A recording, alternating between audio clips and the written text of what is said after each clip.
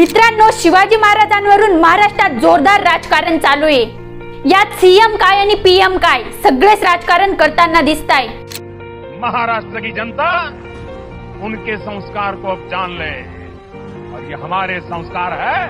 इस धरती पर आते ही आज मैंने पहला काम मेरे आराध्य देव छत्रपति शिवाजी महाराज में उनके चरणों में सर झुका करके क्षमा मांगने का कर रहा हूं।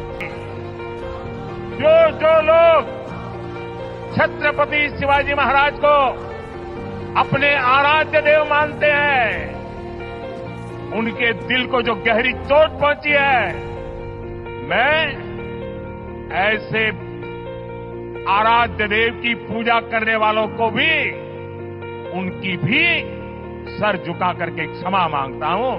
मेरे संस्कार अलग है। आता तुम्हाला व्हिडिओ दिसताय की मोदी महाराष्ट्राशी माफी मागताना दिसताय। जर यांनी पहिलेच नीट कन्स्ट्रक्शन केलं असतं तर यांना ही वेळ आली नसती आणि यात थोडा टाइमही गेला असता तरी यांचं काही बिघडलं नसतं, पण त्यांना या मागेही राजकारणच करायचं असतं।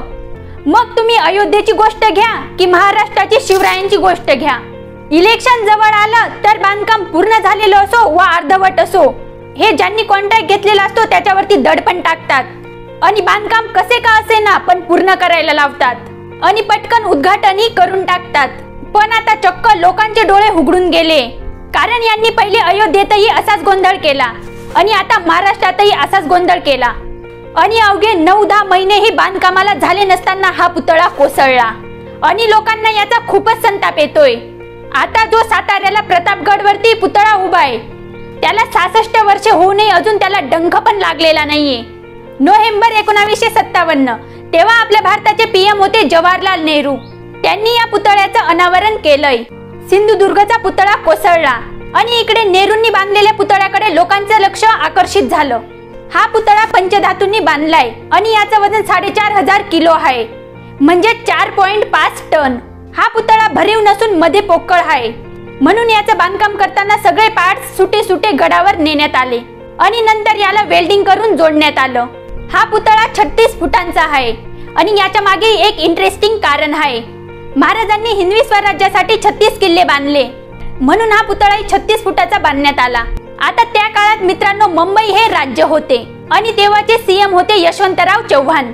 आता सगळेजण जवाहरलाल नेहरू आणि यशवंतराव चव्हाण यांचं कौतुक करताना दिसताय आणि सांगताना दिसताय की तेव्हाचे नेते हे भ्रष्ट नव्हते। आताच्या कोणत्याच नेत्याला अशी सर येणार नाही। आता मित्रांनो विधानसभेचं इलेक्शन येतंय, म्हणून काही जण म्हणताना दिसताय की म्हणून पीएम यांनी माफी मागितली असावी आणि शिवाजी महाराजांच्या अपमानामुळे महाराष्ट्राची जनता आता बीजेपीला वोट करते का नाही हे बघणं इंटरेस्टिंग आहे। तुम्ही करणार आहे का वोट हे कमेंट मध्ये नक्की सांगा आणि व्हिडिओ इन्फॉर्मेटिव्ह वाटला असेल तर व्हिडिओला लाईक आणि चॅनलला सबस्क्राइब नक्की करा।